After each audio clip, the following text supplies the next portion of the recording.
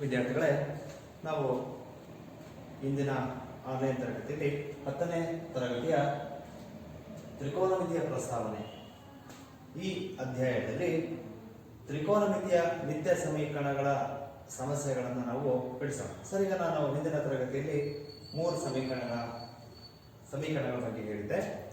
ಆ 3 ಸಮೀಕರಣಗಳನ್ನು ನಾವು ಹೇಗೆ ಬೇಕೋ ಹಾಗೆ ನಾವು ಅದನ್ನ ಬದಲಾಯಿಸಿ ಮಾಡಿಕೊಂಡು ಇನ್ನೂ 6 ಸಮೀಕರಣಗಳು, ಒಟ್ಟು 9 ಸಮೀಕರಣವನ್ನು ಬಳಕೆ ಮಾಡಿಕೊಂಡು ನಾವು ಹೇಗೆ ಅಭ್ಯಾಸದಲ್ಲಿ ಕೊಟ್ಟಿರುವ ಲೆಕ್ಕಗಳನ್ನು ಬಿಡಿಸಬಹುದು ಅನ್ನೋ ಬಗ್ಗೆ ನಾವು ಇಂದಿನ ತರಗತಿಯಲ್ಲಿ ತಿಳಿದುಕೊಳ್ಳೋಣ.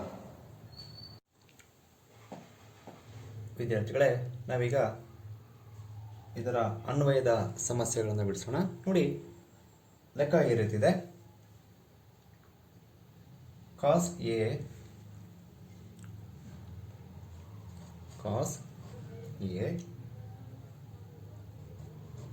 tan A secant A ಅನುಪಾತಗಳನ್ನು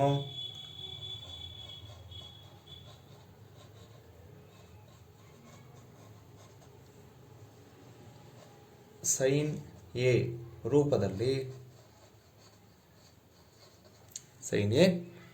ರೂಪದಲ್ಲಿ ನಾವೇನು ಮಾಡ್ಕೊಳ್ಬೇಕು, ಇದನ್ನ ವ್ಯಕ್ತಪಡಿಸಬೇಕು.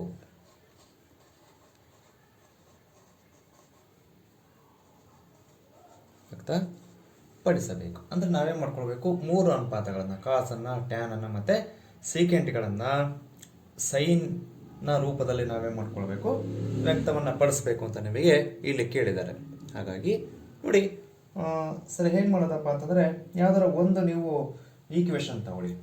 ಅಂದ್ರೆ ಕಾಸ್ ಬರುವಂತಹ ಒಂದು ಈಕ್ವೇಶನ್ ನೀವೇನ್ ಮಾಡ್ಕೊಳ್ಬೇಕು, ತೆಗೆದುಕೊಳ್ಬೇಕು. ಹಾಗಾಗಿ ಸರ್, ಏನು ಬರುತ್ತೆ ಸಮೀಕರಣ ಅಂತಂದ್ರೆ, ನಿಮಗೆ ಒಂದು ಸಮೀಕರಣ ಗೊತ್ತಿರಬಹುದು. ಮೊದಲನೇ ಸಮೀಕರಣ cos square A plus sine square A is equal to ಏನಾಗಿರುತ್ತೆ, 1ಕ್ಕೆ ಸಮನಾಗಿರುತ್ತದೆ. ಹೌದಲ್ವಾ? ಈಗ ನಾವು ಮಾಡಬೇಕಾಗಿರೋದು ಕಾಸನ್ನ ಸೈನ್ಗಲ್ವಾ. ಹಾಗಾಗಿ ಕಾಸ್ ಮತ್ತು ಸೈನ್ ಕೂಡ ಬರೋ ಈಕ್ವೇಶನ್ ಅಂತಂದರೆ ನಮಗೆ ಸೈನ್ ಸ್ಕ್ವೇರ್ ಎ ಅಥವಾ cos square A is equal to ಎಷ್ಟು, 1. ಈಗ ಏನು ಮಾಡ್ಕೋಬೇಕು, ಕಾಸನ್ನು ಬಿಡಿಸ್ಕೊಳ್ಳಿ. ನೋಡಿ, cos square A is equal to sine square ಈ ಕಡೆ ಬಂದುಬಿಡುತ್ತೆ. ಹಾಗಾಗಿ 1 ಮೈನಸ್ ಸೈನ್ ಸ್ಕ್ವೇರ್ ಎ ಆಯಿತು. ಅದಲ್ವ ವಿದ್ಯಾರ್ಥಿಗಳೇ? ಹಾಗಾದರೆ cos square A is equal to ಎಷ್ಟು ಬಂತು ನಿಮಗೆ, 1 ಮೈನಸ್ ಸೈನ್ ಸ್ಕ್ವೇರ್ ಎ ಬಂತಲ್ವಾ? ಸರಿ, ಇಲ್ಲಿ ಕಾಸ್ ಸ್ಕ್ವೇರ್ ಬೇಕಾಗಿಲ್ಲ, ನಮಗೆ ಕಾಸ್ ಬೇಕು ತಾನೆ. ಹಾಗಾಗಿ ಕಾಸ್ ಬೇಕು ಅಂದರೆ ಈ ಸ್ಕ್ವೇರ್ನ ತೆಗಿರಿ, ಆ ಕಡೆ ನಾವೇ ಮಾಡ್ಕೊಳ್ಬೇಕು, ರೂಟ್ ಬಂದ್ಬಿಡುತ್ತೆ. ಹಾಗಾಗಿ ನೋಡಿ, cos A is equal to root 1 minus sine square A. 1 minus ಎಷ್ಟು ಬಂತು ನಿಮಗೆ, ಸೈನ್ ಸ್ಕ್ವೇರ್ ಎ ಬಂತಲ್ವಾ? ಹಾಗಾದರೆ ಈಗ ನಾವೇನು ಮಾಡ್ದಂಗಾಯಿತು, ಕಾಸನ್ನು ಕೇಳಿದ್ದೆ ಯಾವುದು, ಸೈನ್ ರೂಪದಲ್ಲಿ. ಹಾಗಾಗಿ ಕಾಸನ್ನು ನಾವೇನು ಮಾಡ್ಕೊಳ್ವಿ, ಸೈನ್ ರೂಪದಲ್ಲಿ ವ್ಯಕ್ತವನ್ನು ಪಡಿಸ್ಕೊಂಡ್ರೆ cos A is equal to ಎಷ್ಟು ಬಂತು ನಮಗೆ, square root of 1 minus sine square A. ಅರ್ಥ ಇದಲ್ವಾ? ಸರಿಗ ಮುಂದಿನ ಅನುಪಾತವನ್ನು ನಾವೀಗ ಬಿಡಿಸ್ಕೊಳ್ಳೋಣ. ನೋಡಿ,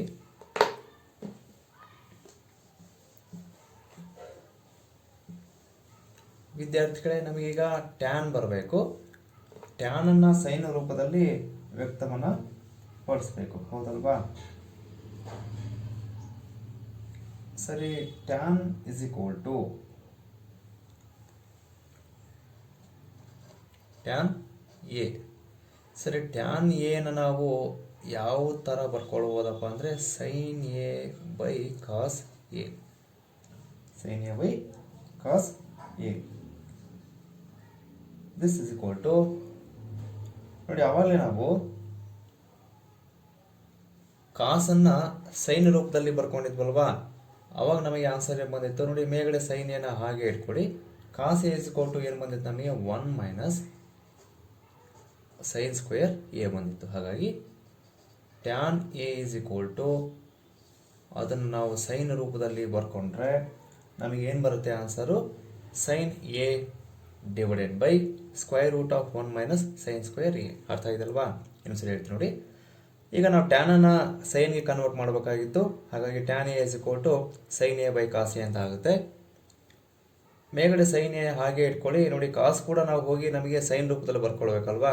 ಸರಿ, ಹಿಂದಿನ ಲೆಕ್ಕದಲ್ಲಿ ನಾವೇನು ಮಾಡ್ಕೊಂಡ್ವಿ, ಕಾಸ್ ಇಸ್ ಈಕ್ವಲ್ ಟು ಏನಾಗಿತ್ತು, square root of 1 minus sine square ಎಗೆ ಸಮನಾಗಿತ್ತು. ಹಾಗಾಗಿ ಕಾಸ್ ಎನ ಬದಲಾಗಿ ನಾವು root 1 minus sine square A ಅಂತೇಳಿ ಬರ್ಕೊಳ್ಬೋದು. ಹಾಗಾಗಿ ನಾವು ಟೋಟಲ್ ಈಗ ಬಂದಿರೋ ಆನ್ಸರ್ ನೋಡ್ಕೊತಾ ಹೋದರೆ ಟ್ಯಾನ್ ಏನಾಗಿದೆ, ಸೈನ್ ರೂಪದಲ್ಲಿ ಬಂದಿದೆ. ಹಾಗಾಗಿ ನಾವೀಗ ಏನು ಮಾಡ್ದಂಗೆ ಆಯಿತು, ಎರಡನೇದು ಟ್ಯಾನನ್ನು ನಾವು ಸೈನ್ ರೂಪದಲ್ಲಿ ಅದನ್ನು ವ್ಯಕ್ತವನ್ನು ಪಡಿಸಿದ್ದು ಆಯಿತು, ಹೌದಲ್ವಾ. ಸರಿ, ಈಗ ಮುಂದಿನ ಅನುಪಾತಕ್ಕೆ ಹೋಗೋಣ.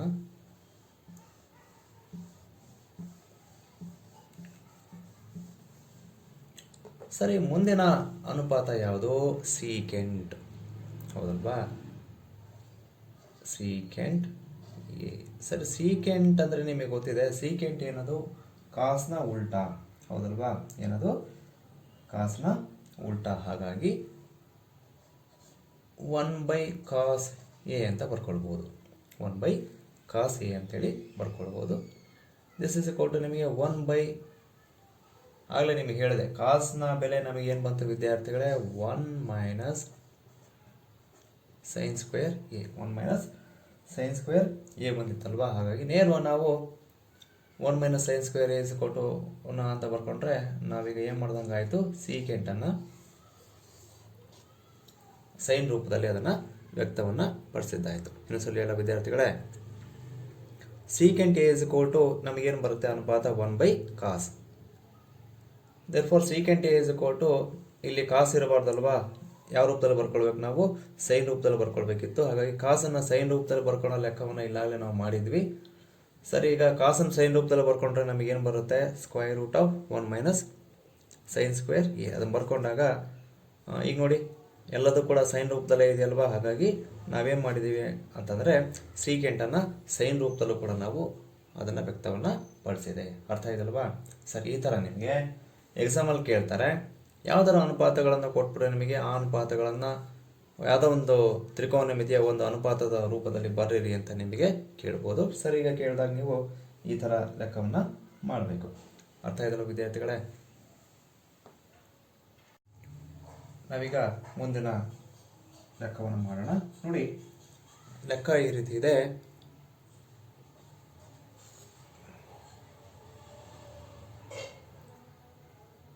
ಇಲ್ಲಿ ನಿಮಗೆ ಕಾಟ್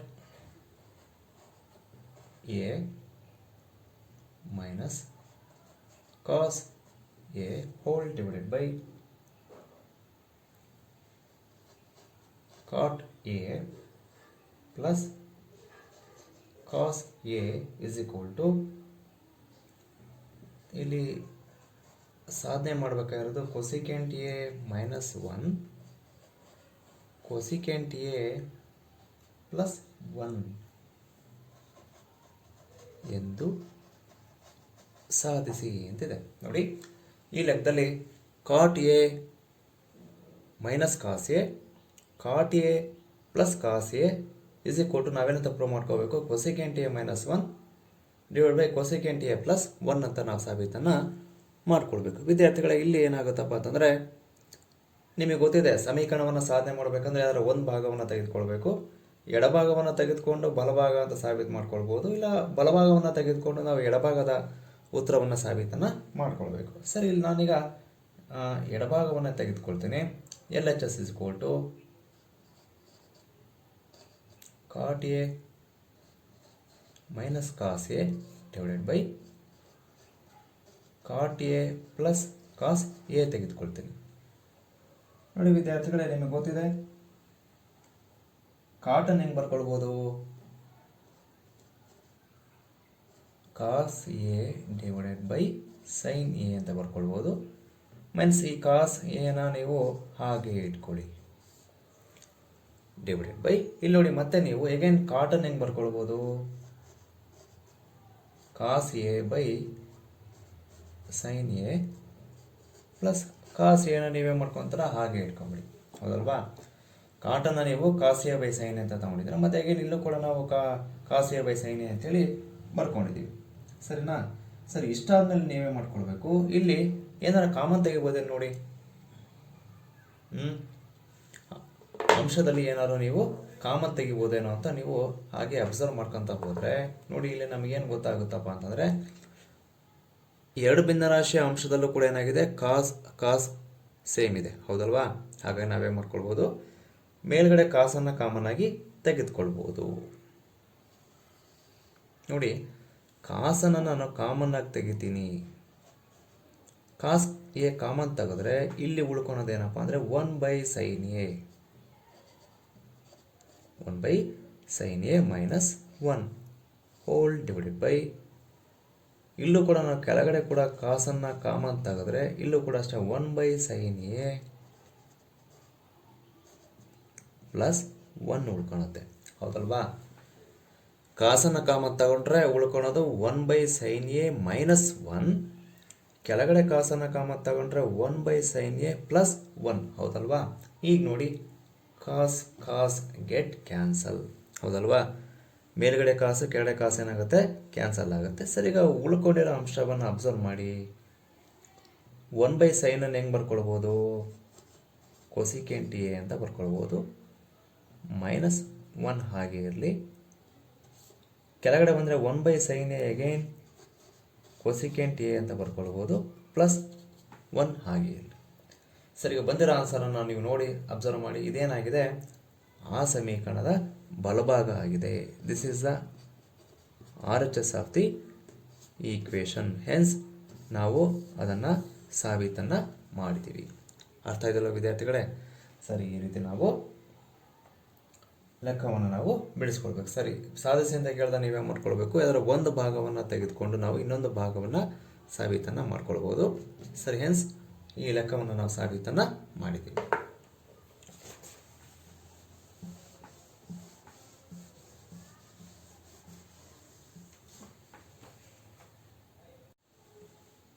ವಿದ್ಯಾರ್ಥಿಗಳೇ, ಇಲ್ಲೊಂದು ಡಿಫ್ರೆಂಟ್ ಆಗಿರೋ ಒಂದು ಲೆಕ್ಕ ಇದೆ ನೋಡಿ. ಲೆಕ್ಕ ಏನಪ್ಪ ಅಂತಂದರೆ,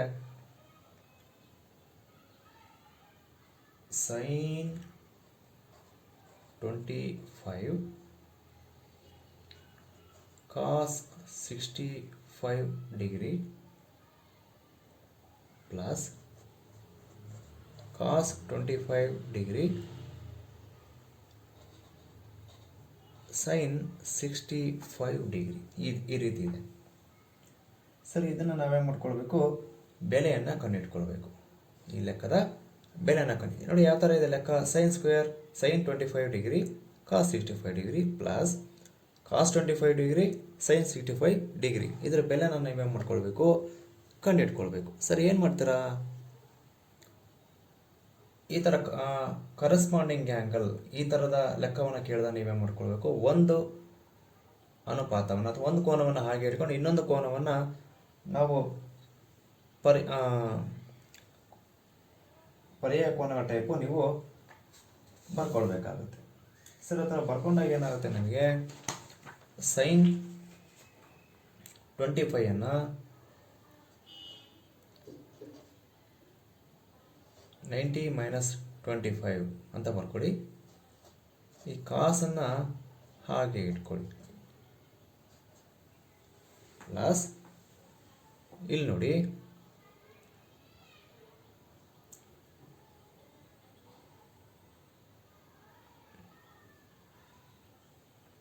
ಇಲ್ಲಿ ಕಾಸ್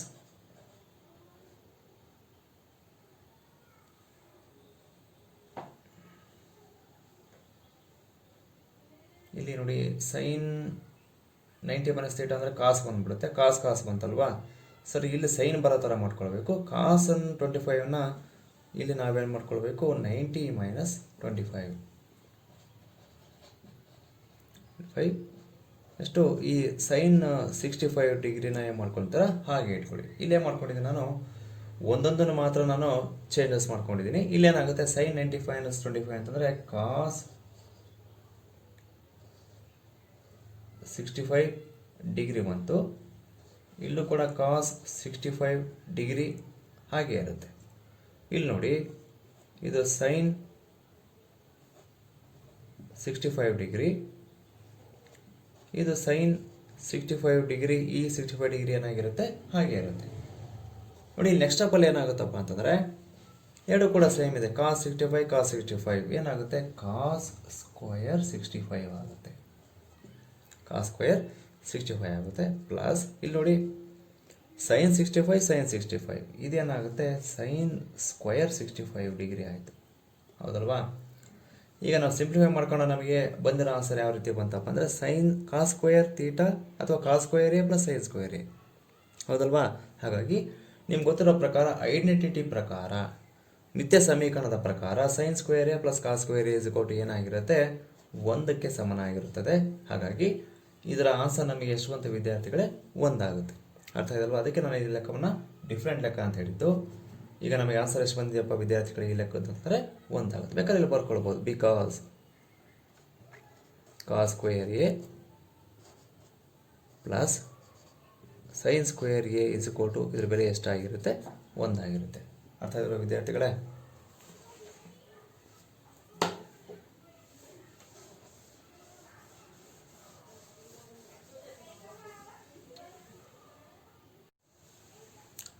ವಿದ್ಯಾರ್ಥಿಗಳೇ ನಾವೀಗ ಮುಂದಿನ ಲೆಕ್ಕಕ್ಕೆ ಹೋಗೋಣ. ನೋಡಿ, ಲೆಕ್ಕ ಈ ರೀತಿ ಇದೆ. Cosecant theta minus cot square theta, sorry ಇದು ಕಾಟ್ ತೀಟಾ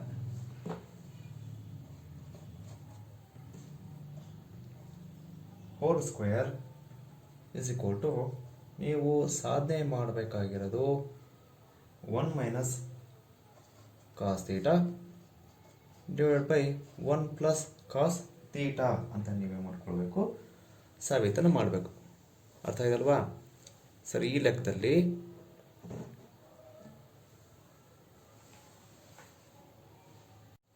ಸರಿ ಮೊದಲನೇದಾಗಿ ನೀವು ಲೆಫ್ಟ್ ಹ್ಯಾಂಡ್ ಸೈಡ್ ತೆಗೆದುಕೊಳ್ಳಿ. ಲೆಫ್ಟ್ ಹ್ಯಾಂಡ್ ಸೈಡಲ್ಲಿ ಏನಿದೆ, cosecant theta minus cot theta or a whole square ಅಂತ ಇದೆ. ಹೌದಲ್ವಾ? ಸರಿ, ಇದು ನೋಡಿದ ನಮಗೆ ಗೊತ್ತಾಯಿತು ಏನಾಗುತ್ತೆ, ಏನಿದೆಪ್ಪ ಅಂತಂದರೆ ಇದು ಯಾವ ಸೂತ್ರದ ಪ್ರಕಾರ ಇದೆ, A minus B whole square. ಹಾಗಾಗಿ ಈ ಲೆಕ್ಕವನ್ನು ಮಾಡಬೇಕಂದ್ರೆ ನಾವು ಏನು ಮಾಡ್ಕೊಳ್ಬೇಕು, ಇದನ್ನು A minus B whole square ಸೂತ್ರದ ಪ್ರಕಾರ ನಾವು ಇದನ್ನು ಬಿಡಿಸ್ಕೊಳ್ಬೇಕು. ಹೌದಲ್ಲ ವಿದ್ಯಾರ್ಥಿಗಳೇ? ಹಾಗಾದರೆ A minus B whole square ಸೂತ್ರ ಏನು ಹೇಳುತ್ತೆ, A square minus B square, A square plus B square minus 2ab ಏನಾಗಿರುತ್ತೆ, ಅದು ಸಮನಾಗಿರುತ್ತದೆ. ಹಾಗಾಗಿ ಇದನ್ನು ಆ ಸೂತ್ರದ ಪ್ರಕಾರ ಬಿಡಿಸಿ ಬರೆದುಕೊಳ್ಳೋಣ. ಎ ಸ್ಕ್ವೇರ್ ಅಂದರೆ cosecant square theta plus B square ಅಂದರೆ cot square theta minus 2ab 2 into cosecant theta into cot theta. ಹೌದಲ್ವಾ? ಸರಿ, ಈಗ ನಾವೇ ಮಾಡ್ಕೊಂಡ್ವಿ, ಇದನ್ನು A minus B whole square ಸೂತ್ರದ ಪ್ರಕಾರ ನಾವು ಇದನ್ನು ಬಿಡಿಸ್ಕೊಂಡಿದ್ದೀವಿ. ಹೌದಲ್ವಾ? ಸರಿ, ಈಗ ನಾವು ಇದನ್ನು ಏನೇನು ಮಾಡ್ಬೋದು ಅಂತ ನೋಡ್ತಾ ಹೋದರೆ, ಕೊಸಿಕೆಂಟ್ ಸ್ಕ್ವೇರನ್ನು 1 ಬೈ ಸೈನ್ ಸ್ಕ್ವೇರ್ ತೀಟಾ ಅಂತ ಬರ್ಕೊಳ್ಬೋದು. ಪ್ಲಸ್ ನಾವು ಕಾಟ್ ಸ್ಕ್ವೇರನ್ನು ಏನಂತ ಬರ್ಕೊಳ್ಬೋದು, cos square theta by sine square theta ಅಂತ ಬರ್ಕೊಳ್ಬೋದು. ಮೈನಸ್ ನೋಡಿ ವಿದ್ಯಾರ್ಥಿಗಳೇ, ಅಗೇನ್ 2 ಹಾಗೆ ಇರಲಿ, ಕೊಸಿಕೆಂಟನ್ನು 1 ಬೈ ಸೈನ್ ಅಂತ ಬರ್ಕೊಳ್ಬೋದು, ಕಾಟನ್ನು cos theta by sine theta ಅಂತ ಬರ್ಕೊಳ್ಬೋದು. ಹೌದಲ್ವಾ? ಇನ್ನೊಂದ್ಸರಿ ಹೇಳ್ತೀನಿ ನೋಡಿ, ಕೊಸಿಕೆಂಟ್ ಸ್ಕ್ವೇರನ್ನು 1 ಬೈ ಸೈನ್ ಸ್ಕ್ವೇರ್ ಅಂತ ಬರ್ಕೊಂಡಿದೆ, ಕಾಟ್ ಸ್ಕ್ವೇರನ್ನು cos square by sine square ಅಂತ ಬರ್ಕೊಂಡಿದೆ, ಮೈನಸ್ 2 ಇಂಟು ಕೊಸಿಕೆಂಟನ್ನು 1 ಬೈ ಸೈನ್, ಕಾಟನ್ನು 1 ಬೈ ಸೈನ್ ಅಂತ ಬರ್ಕೊಂಡಿದ್ವಿ. ಸರಿ, ಈಗ ನಾವೇ ಮಾಡ್ಕೊಳ್ಬೇಕು, ಇದನ್ನು ಸಿಂಪ್ಲಿಫೈ ಮಾಡ್ಕೊಳ್ಳೋಣ. ಸರಿ, ಈಗ ನಾವು ಇದನ್ನು ಎಲ್ ಸಿ ಎಮ್ ತೆಗೆದ್ರೆ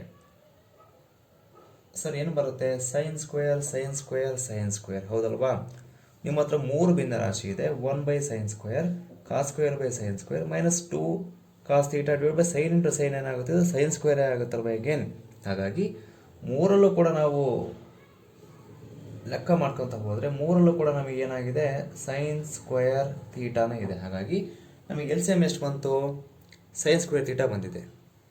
ಸರಿ, ಈಗ ನಾವೇ ಮಾಡ್ಕೊಳ್ಬೇಕು, ಮೊತ್ತ ಮಾಡ್ಕೊಳ್ಳೋದು ಈಸಿ. ಛೇದಗಳ ಸೇಮ್ ಇದ್ದಾಗ ನಾವೇ ಮಾಡ್ಕೊಳ್ಬೋದು, ಅಂಶಗಳನ್ನು ಕೂಡಿ ಅಥವಾ ಮೊತ್ತವನ್ನು ಮಾಡ್ಬೋದು. ಹಾಗಾಗಿ 1 plus cos square theta minus ಇಲ್ಲೇನಿದೆ 2 ಸೈನ್ ಸ್ಕ್ವೇರ್ ತೀಟಾ ಇದೆ. ಹೌದಲ್ವ ವಿದ್ಯಾರ್ಥಿಗಳೇ? ಈಗ ನಮಗೇನು ಬಂತು? 1 plus cos square theta minus 2 sine square theta. ಸರಿ, ಇದನ್ನು ನೀವು ಅಬ್ಸರ್ವ್ ಮಾಡ್ಕೊಳ್ಳಿ.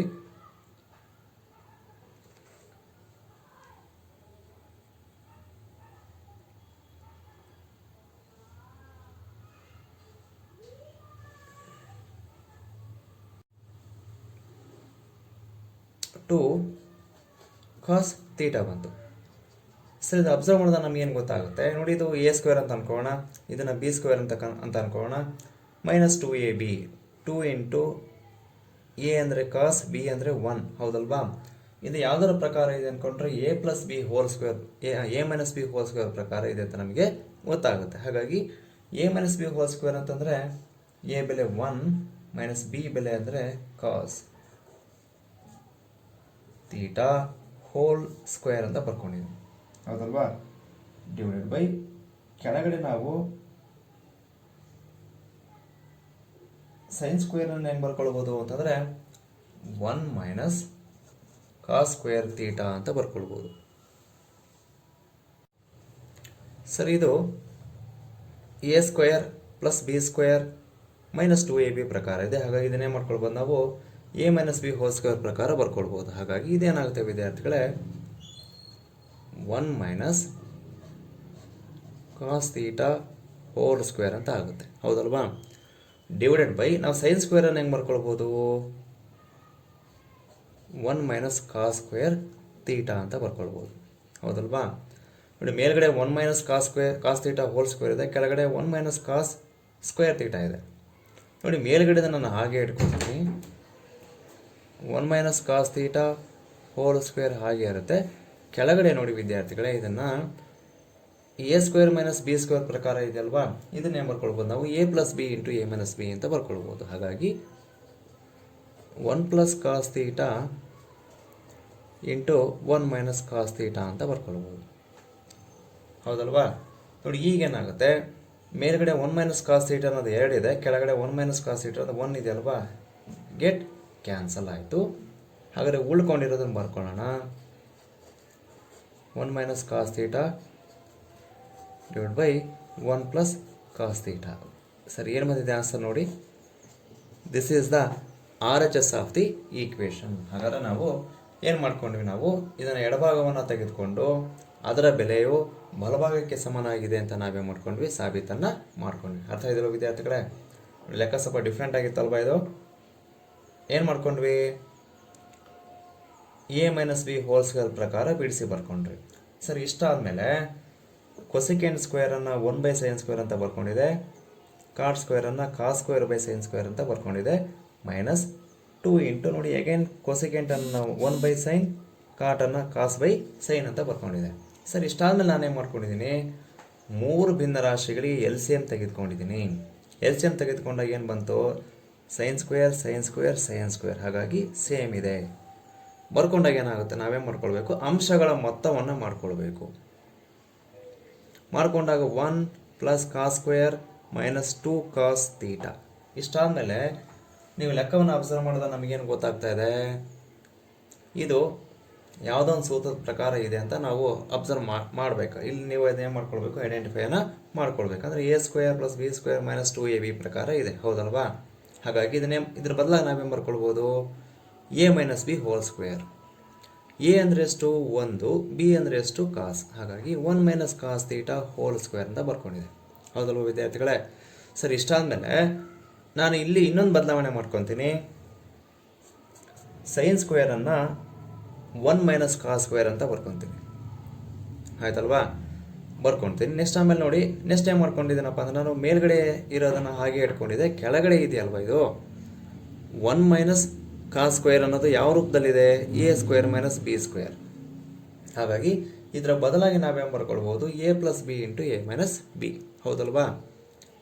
ಬರ್ಕೊಂಡಾಗ ಏನಾಗುತ್ತೆ? 1 plus cos theta into 1 minus cos theta. ಇದಾದಮೇಲೆ ನೋಡಿ ಅಬ್ಸರ್ವ್ ಮಾಡಿ, ಕೆಳಗಡೆ 1 ಮೈನಸ್ ಕಾಸ್ ತೀಟ, ಮೇಲ್ಗಡೆ 1 ಮೈನಸ್ ಕಾಸ್ ತೀಟ ಅನ್ನೋದು ಎರಡು ಇದೆಯಲ್ವಾ, ಅದ್ರ ಒಂದು ಕ್ಯಾನ್ಸಲ್ ಆಯಿತು. ಮೇಲ್ಗಡೆ ಇನ್ನೊಂದು ಉಳ್ಕೊಳುತ್ತೆ. ಯಾವ್ದು ಉಳ್ಕೊಳುತ್ತೆ?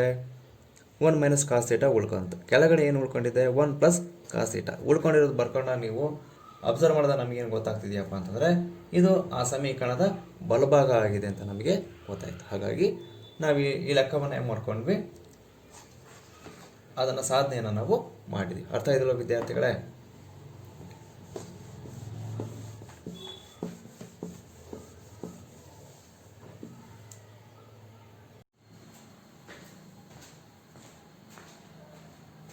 ವಿದ್ಯಾರ್ಥಿಗಳೇ, ನಾವು ಇಂದಿನ ಆನ್ಲೈನ್ ತರಗತಿಯಲ್ಲಿ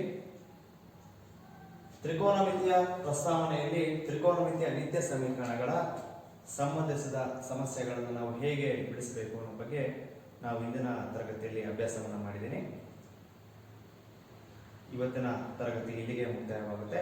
ನಿಮಗೆ ಏನಾದರೂ ಡೌಟ್ ಇದ್ದರೆ ಮತ್ತೆ ನಾವು ಅದನ್ನು ಪುನಃ ನೀವು ಕೇಳ್ಬೋದು ಅಂತ ಹೇಳ್ತಾ ಇವತ್ತಿನ ತರಗತಿ ಇಲ್ಲಿಗೆ ಮುಕ್ತಾಯಗೊಳಿಸ್ತಾ ಇದ್ದೀನಿ. ಧನ್ಯವಾದಗಳು.